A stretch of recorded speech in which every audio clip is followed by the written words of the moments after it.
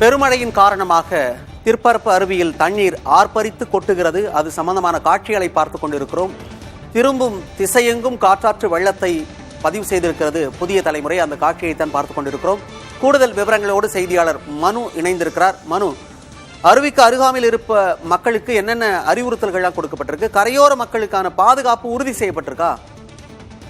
மணிவாரன், அதாவது இந்த திருப்பரப்பு நீர்வீழ்ச்சி என்பது கோதையார் ஒழுங்கி செல்லக்கூடிய, அதாவது பேச்சிப்பாறை அணையிலிருந்து திறக்கக்கூடிய உபரி நீர் மற்றும் சிற்றாறு அணையிலிருந்து திறக்கக்கூடிய உபரி நீர், இந்த ரெண்டு உபரி நீரும் வந்து கோதையாற்றில் வந்து கோதையார் வழியாகத்தான் சென்று தாமிரபரணி ஆற்றில் சேருகிறது. இந்த கோதையார் செல்லக்கூடிய திருப்பரப்பு பகுதி என்பது தற்போது வெள்ளக்காட காட்சி அளித்து அந்த பகுதியில் அருவியில் ஆர்ப்பரித்து கொட்டக்கூடிய காட்சியை தான் தற்போது புதிய தலைமுறை பதிவு செய்துள்ளது.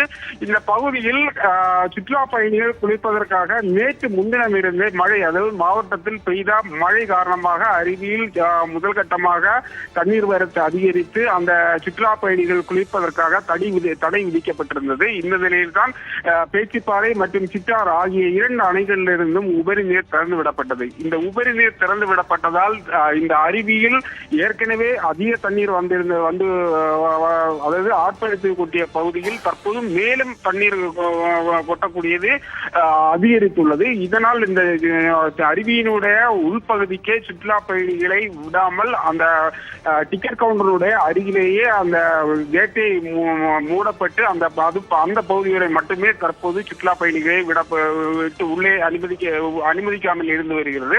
இதனால் இந்த திருப்பரப்பு நீர்வீழ்ச்சியில் வரக்கூடிய சுற்றுலா பயணிகளும் தற்போது குறைந்துள்ளது. இந்த நிலையில் இந்த அதாவது இந்த கோதையார் செல்லக்கூடிய மிக தாழ்வான பகுதியில் இருக்கக்கூடிய மக்களும் பாதுகாப்பாக இருப்பதற்கான ஏற்பாடுகளை வருவாய்த்துறை மற்றும் பேரூராட்சி சார்பில் ஏற்படுத்தியுள்ளது. குறிப்பாக இந்த பகுதியை பொறுத்த அளவில் இந்த ஆற்றுடைய இரு கரையும் என்பது விவசாய நிலங்கள் அதிகமாக இருக்கக்கூடிய பகுதிதான்.